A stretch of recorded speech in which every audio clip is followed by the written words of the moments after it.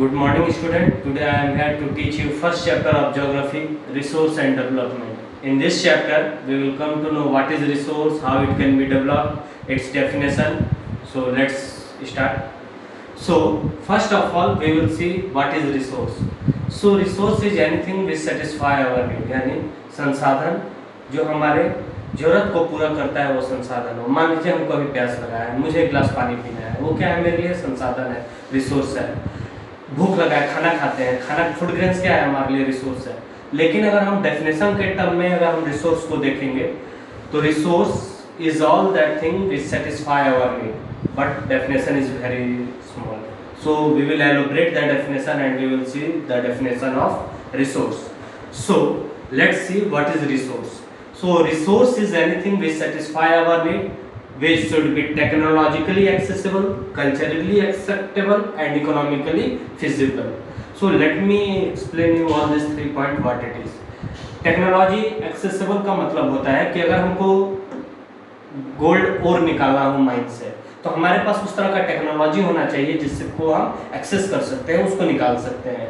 यानी गोल्ड और को हम उससे निकालेंगे तो हमारे पास उस तरह का टेक्नोलॉजी होना चाहिए। तो जो रिसोर्स होगा वो टेक्नोलॉजिकली एक्सेसिबल होना चाहिए। उसके बाद अगर हम निकाल लेते हैं तो वो कल्चरली एक्सेप्टेबल होना चाहिए, यानी सोसाइटी में लोग उसको एक्सेप्ट करें कि हाँ ये रिसोर्स है जो बहुत ही कॉस्टली है और जिसको हम यूज कर सकते हैं।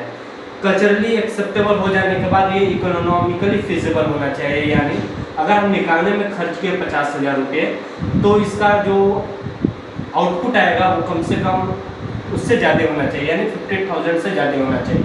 यानी ऐसा नहीं कि हम निकालने में टेक्नोलॉजी में ही खर्च कर दिए जाते हैं और उसका जो आउटपुट निकला 50,000 से कम हो गया। एक तरह से ऐसे समझिए कि अगर हम गोल्ड और को निकाल रहे हैं, निकालने में खर्च आया 50,000 रुपये, लेकिन अगर उसको हम मार्केट में लाए तो वो आ गया 30,000 का, तो हमारे लिए इकोनॉमिकली फिजिबल नहीं है। इकोनॉमिकली फिजिबल का मतलब यहाँ पे है कि जो हम निकालने में खर्च किए उससे अधिक में उसका आउटपुट जाए।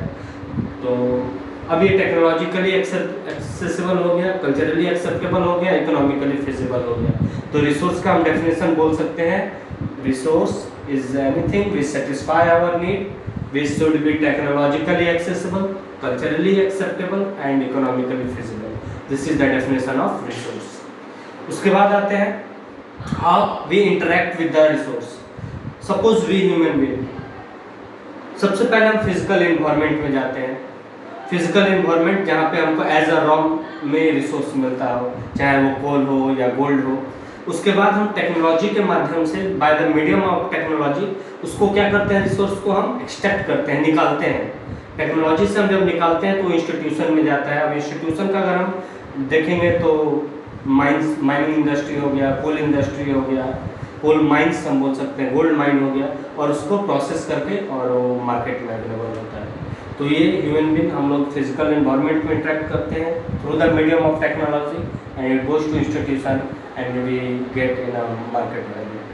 सो ये था रिसोर्स और डेवलपमेंट। नेक्स्ट वीडियो में हम लोग आगे का फिर देखेंगे। Thank you, have a nice day.